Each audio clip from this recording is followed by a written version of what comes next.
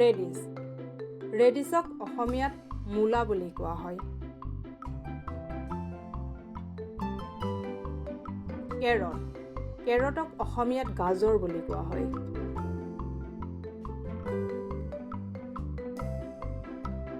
Turnip টাৰ্নিপক অসমীয়াত চালগম বুলি কোৱা হয়।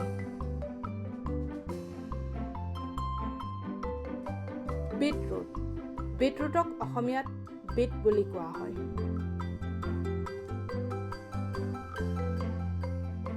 য়াম য়ামক অসমীয়াত ওল বুলি কোৱা হয়।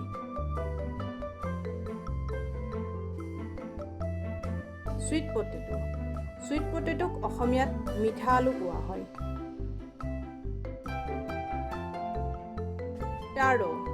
টাৰক অসমীয়াত কচু বুলি কোৱা হয়।